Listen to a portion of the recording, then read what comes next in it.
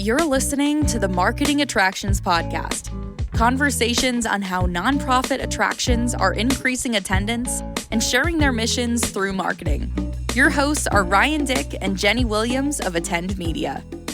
Jenny, today's topic, expanding your social media ads beyond Meta and TikTok. This could be a fun one. Yeah, a lot of channels that you can explore for supporting different campaign initiatives beyond those kind of big three. So I'm assuming the assumption is everyone's running Meta, so Facebook and Instagram.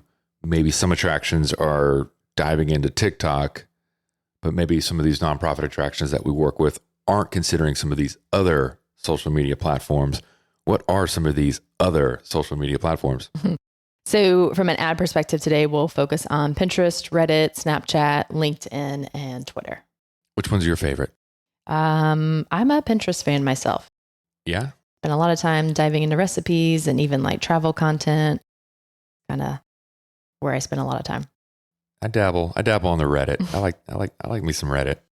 Well, we'll talk about the demographics and why that makes sense in just a little bit. Got it. All right. Pinterest. Talk to us about it. Yep. So Pinterest is, talk about who's using it first. It is, to no surprise, very high skewing female. So about 75% of the audience or users are female.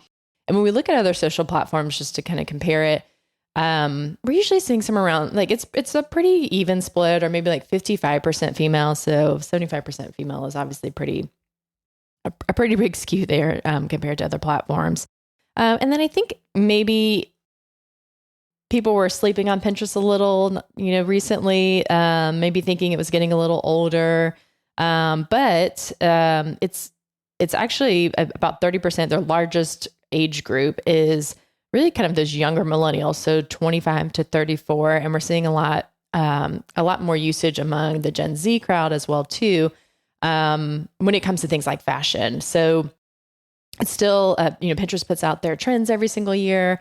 Their predictions are typically spot on and come to be true. So it's a platform that, young and old are using. It's kind of nicely spread out. It's not dominated necessarily by one particular age group. And it's also very affluent. So 45% of users have a household income over $100,000. So what does that mean for nonprofit attractions? Well, I think one of the really interesting things about Pinterest is it's really a visual search engine. So people turn to this platform a lot of times. Most of the searches are non-branded searches. So when we think about brand versus non-brand, I think a lot of people's mind goes to Google and paid search, where maybe a lot of the keywords that you're bidding on are actually your own brand name. So I'm going in to search, the Zoo Tampa, right? Like I know that's what I want, and that's where a lot of my traffic and conversion is coming from. Whereas in Pinterest, if we kind of think about that, they might be searching activities to do with my family. So a little bit more of that non-branded. Got it. So branded search, that term, you're saying I'm going into Google or fill in the blank, Zoo Tampa, non-branded search, things to do in Tampa. Mm-hmm. And you're saying that you're seeing more of this quote unquote non-branded search in a platform like Pinterest. Yeah. And social media in general is really, I think a lot of people are starting to figure out, how do I utilize this as a search platform? Because consumers are starting to utilize it as a search platform. But Pinterest was kind of built that way, right? So it's kind of the similar to YouTube, right? YouTube's a video search platform is really kind of how we think about that. You're going to find information and you want it presented to you in a video format. And Pinterest, it's the same, but with an image. I know you really like labels and putting things in categories and buckets. When you want to attack a media plan, should Pinterest really be in our social media list? Yes. So I would still keep this in the social platform. I wouldn't necessarily put it all the way to search, but what I will tell you is I've been super impressed with some results that we've seen on Pinterest compared to search in one particular category, and that is weddings. So let's think about how consumers are using this. So Zola, which is a wedding planning site, they executed a survey, where their brides or their brides to be were getting their inspiration about weddings. And the number one reference source for wedding planning for these brides to be was Pinterest. So I don't think it's shocking that Pinterest has kind of replaced like the print bridal guides from the past. But that's where almost everyone is really kind of starting that initial search for content. So is that kind of what you're doing with some of the campaigns you're overseeing? Are you moving your wedding budgets or your wedding campaigns? Are you moving those dollars out of the bridal guides, print, and into Pinterest? Yeah. So we've done this for a while, shifting budget away from that into Pinterest, really kind of shifting that budget into search and social in general. But the really interesting thing that we've seen is I think everyone's first thought is, go on Facebook and Instagram to run your bridal or event-based ads. And what we found was it just didn't convert as well. So the CPMs were kind of high. The cost per clicks were kind of high. There is some targeting within Facebook and Instagram for people who are engaged, but that's someone who's like actually clicked on this button in their profile to say that they're engaged. So I don't think as many people are doing that and updating their profiles in that sense anymore. There's some other behavioral targeting that they can do to identify that as well too. But Pinterest is all contextually based, right? So I am searching, garden wedding ideas in Orlando, Florida, right? Like that's a pretty specific search that I'm maybe not doing in Google. And I'm certainly not doing in Facebook or, maybe just a little bit. So it becomes a really great platform to be able to deliver that message and get in front of them. Okay. So weddings for Pinterest, anything else?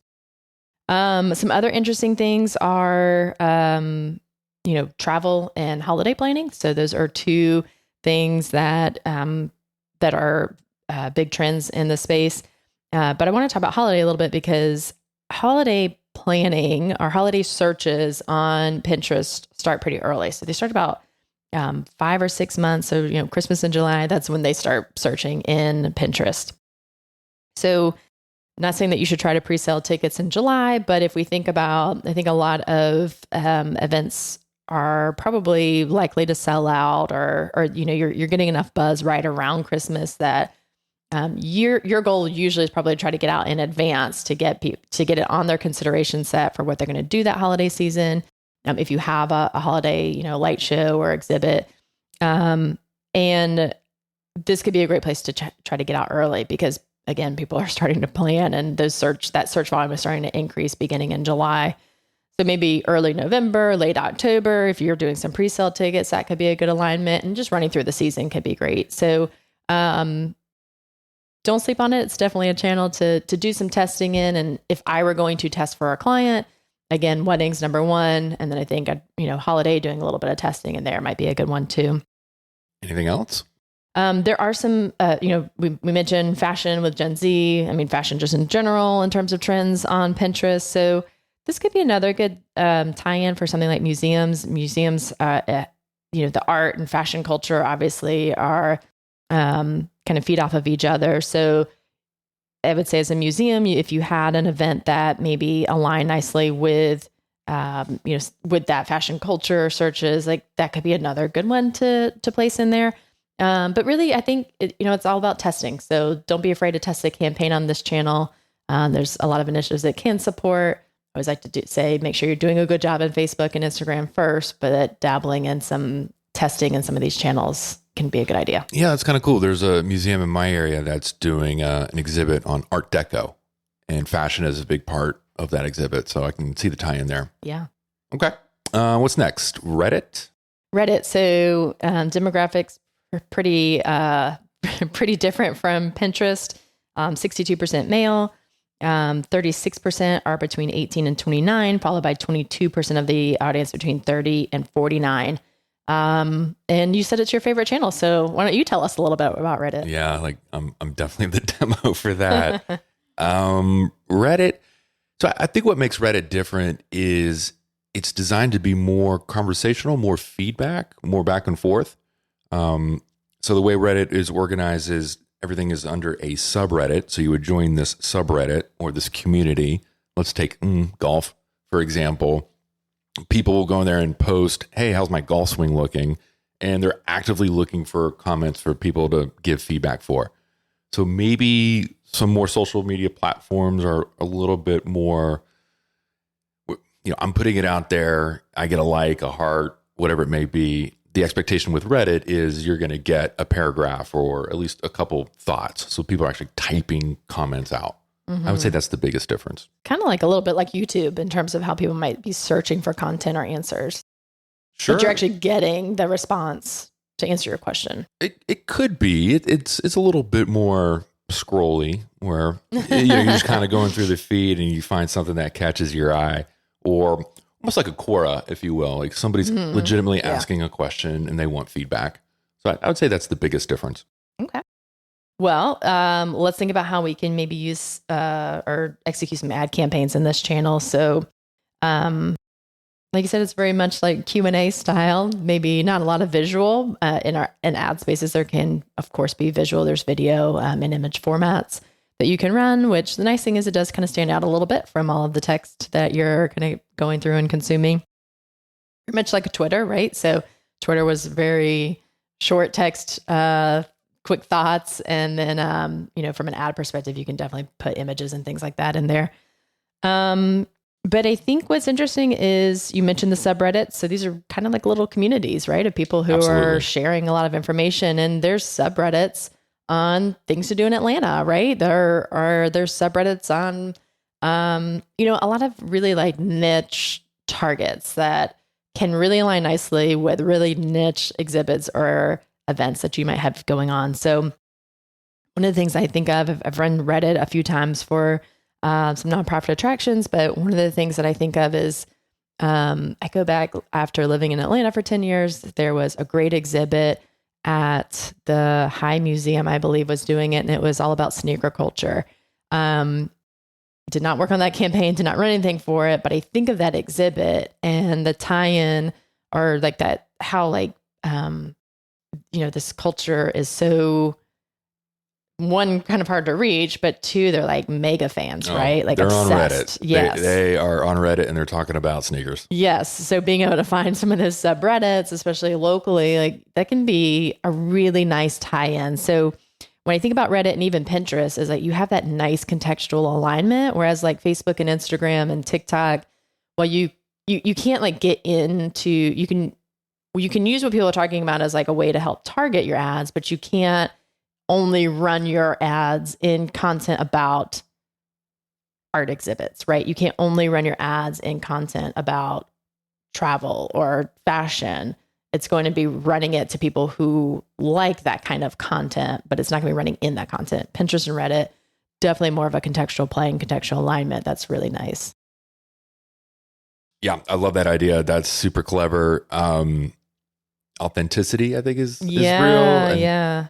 That's a blanket statement for any type of advertising, but if you're going to go into Reddit, go make it real, right? Because you were talking to the hardcore of the hardcore. Yeah, I think if you just try to come out with like a general membership message, it's probably going to fall a little flat here. But yeah, if you've got that kind of quirky, unique, interesting sort of the what is this, or the avid fan in terms of like that sneaker culture, I think this can be great alignments.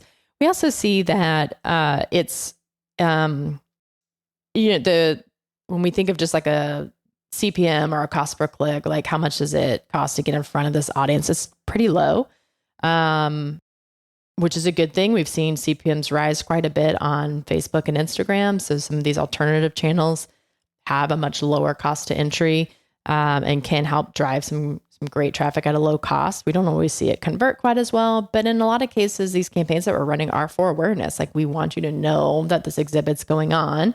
You might buy tickets at the door versus on our site, and that's fine. But, getting in front of that right audience with the message is important. I mean, just like our TV or out of home would be, we need to let these people know that the event's going on.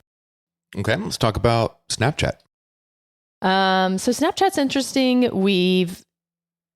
Snapchat was, I think a few years back, it was kind of that additional channel that we would add into the mix to reach a younger audience. And then TikTok came along and it kind of stole all the thunder from Snapchat. So I think people use these platforms a little bit differently, but ultimately, I don't know that there's been enough going on within the ad capabilities and targeting to be able to say like, you should absolutely run Snapchat over TikTok. I think for a lot of people, when they're trying to get in front of a younger audience, they don't necessarily need multiple channels because they're really just starting to like test out some things. So I'd still prefer to see some more dollars go into TikTok before Snapchat.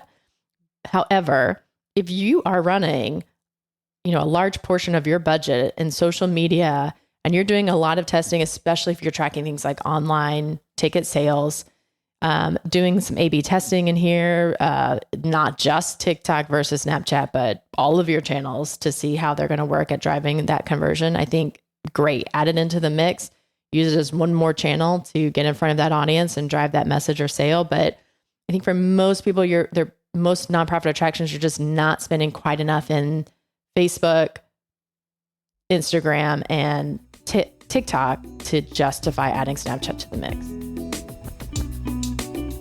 You're listening to the Marketing Attractions Podcast. Conversations on how nonprofit attractions are increasing attendance and sharing their mission through marketing. Your hosts are Ryan Dick and Jenny Williams of Attend Media. Attend Media is a media planning and buying agency specializing in zoos, aquariums, gardens, and museums. For more information, please visit attend.media.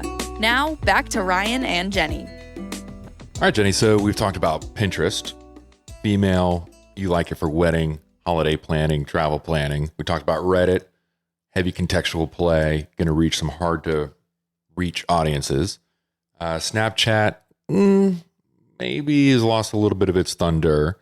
Let's talk about LinkedIn.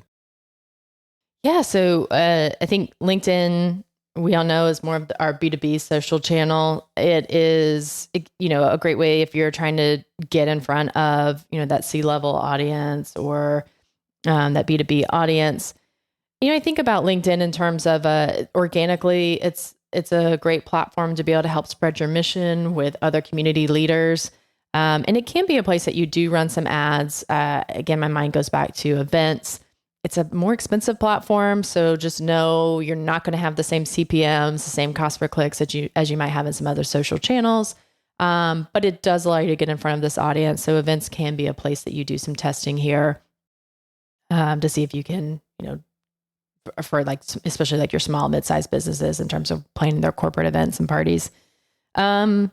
Another way that you can maybe align with this is just like donation messaging. So a lot of times it's the corporations that are making some of these donations to you. I'm sure you've got plenty of outreach that is not paid advertising based to drive a lot of this. But, I'm thinking around like a Giving Tuesday or something, if you ran a few ads to help maybe drive those donations in front of, a community that likely has some funds to make those donations, that could be a good, addition to a plan. But ultimately, we know it's a B2B play. It's going to be a very small percentage of that social media mix if you're doing anything at all. But spend a little time organically because I do think this can be a good channel that can help you there. Yeah, I like that. Okay. Twitter/X/Elon Musk. What do you got? I mean, stay away, right? Like, there's probably a case to make for some advertisers out there that it's not dead yet and it's so cheap. So get on it and do it. But I would say for any nonprofit mission-based organization, it's too risky. It's not worth it. A lot of your audience has left. Just stay away from it. I mean, there's really nothing else to say about it at this point. Well, okay. What about Threads? Threads, we'll keep an eye on. So I think obviously everyone was super kind of hyped with how many people came over. I think it was like 100 million users or something, like overnight practically, because they were pulling a lot of the Facebook and Instagram users over. It's owned by Meta. If they're going to put anything behind it, they're eventually going to have ads on it. But time will tell what they're going to do with that. And with any new social media platform, it never starts out with advertising opportunities. Organically with your team, you can be maybe thinking through some ways to be present on that channel. But I think there's just so many other channels that are more important right now to think about how to have a really great organic play and then how to extend paid ads, because you can't even run paid ads on Threads.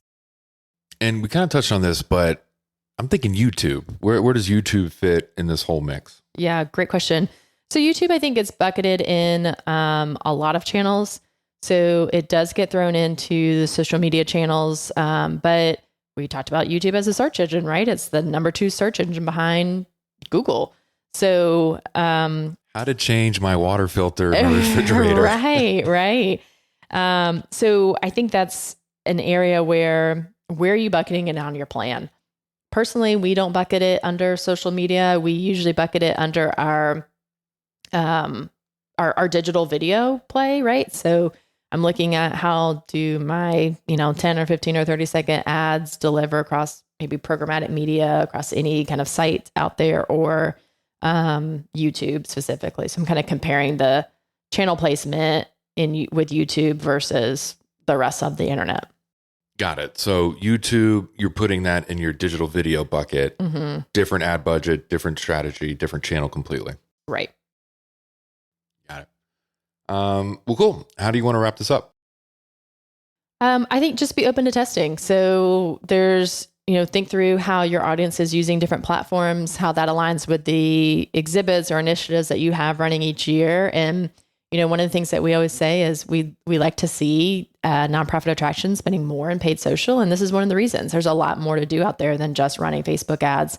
And a lot of these channels provide you some opportunity to be in a less cluttered environment. I mean, I know as a user, if I go on Facebook and I scroll through my feed, every single one, I'm hit with attraction after attraction after attraction because I've been, this is my job, right? I'm on these sites all the time. So I'm getting retargeted by everyone that's within a 2-hour drive of me. And I'm in Central Florida. So there's a lot of options there. But when I log into some of these other channels, I'm usually not seeing any ads in this space. So it can be a good way to really kind of differentiate yourself and stand out. So not saying you have to have it on your plan, but it's a good thing to consider based off your initiatives. Jenny, thanks. Thank you. Thank you for listening to the Marketing Attractions Podcast. If you have a suggestion for a topic or would like to be a guest on the show, please visit our website at marketingattractionspodcast.com.